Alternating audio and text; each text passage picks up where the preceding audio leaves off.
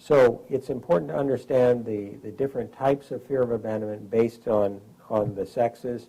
It's important to understand that the fear of abandonment and fear of death are closely related. If you could imagine a very young child instinctively fearing abandonment because abandonment might lead to death, you could understand how closely related these two types of fear are. Now, there are other types of abandonment. Social abandonment. People fear being embarrassed, by the way. Being embarrassed is a result of feeling socially abandoned quite often, or feeling we have not lived up to social expectation. People have killed themselves if they become embarrassed socially in the past. It's a terrible thing for some people. You can see that literally fear of abandonment can lead to fear of living, oddly enough. And fear of abandonment can be so extreme that a person would take their life for it. I don't suggest that process, by the way. There are other aspects of abandonment and other influences on our lives in regard to the fear of abandonment. If you are heavily focused on fear of abandonment, then you are generally located, a key component of your consciousness is located in your root chakra. And what that means is your root chakra being the opposite end of your seventh chakra, located on top of your head. It's the least spiritual of the seven main in-body chakras, your root chakra is, and your seventh chakra is your most spiritual in-body chakra. Therefore, if you're focused on fear of abandonment all the time, you are not focused on spirituality. You are not focused on love. You are not focused on your connection to God. You are not focused on your own spiritual identity. You're not focused on evolving yourself as a spiritual being. And that may not be apparent to you, no pun intended, in regard to any lack of development in those areas that you might be experiencing.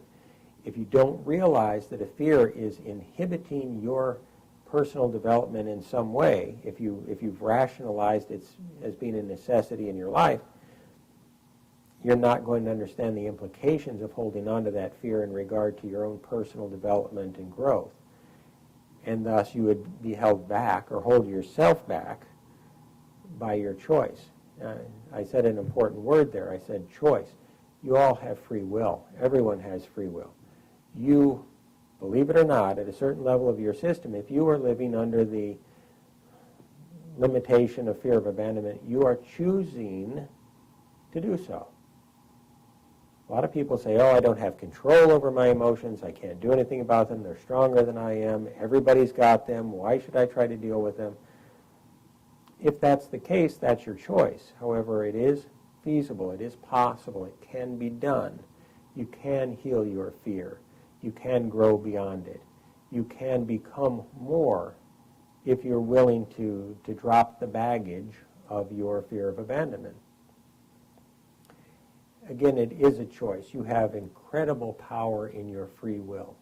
And the more fear you drop, the more fear you heal and leave behind, the greater power you attain in your life.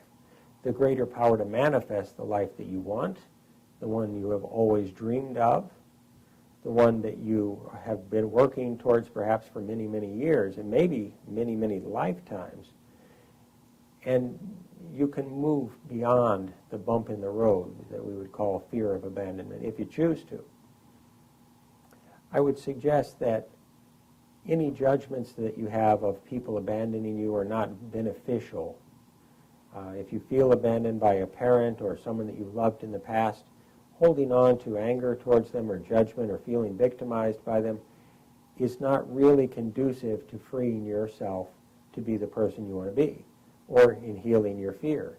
It basically is a process of submitting to the fear for an extended period of time. You don't realize it because you're misdirected subconsciously. You're focused on the external relationship with the parent rather than on the subconscious fear. and thus you're not empowered because of that distraction to effectively face or work with the fear. Could you explain what you mean by that?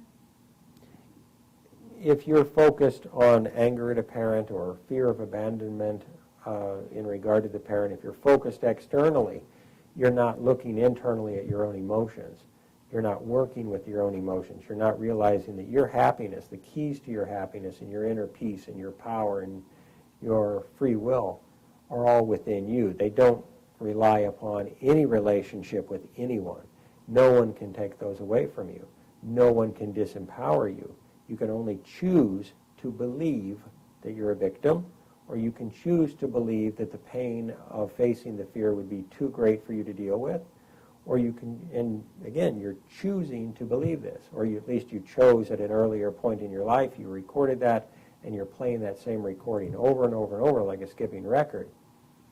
Therefore, I would suggest that another method, by the way, of dealing with your fear would be analytical meditation, which you can look up on the internet, and you can become very, very good at working with and disassembling the subconscious components of your fear and then moving past them. So again, an internal focus rather than an external focus is a very valuable thing to cultivate, to develop, to bring about in your life. And a disassociation or a disconnection from the supposed power of others to abandon you, I would say, is a very empowering thing. If you're not afraid of being abandoned, you are a powerful person. We'll be right back. We thank you very much for your time. Have a good evening.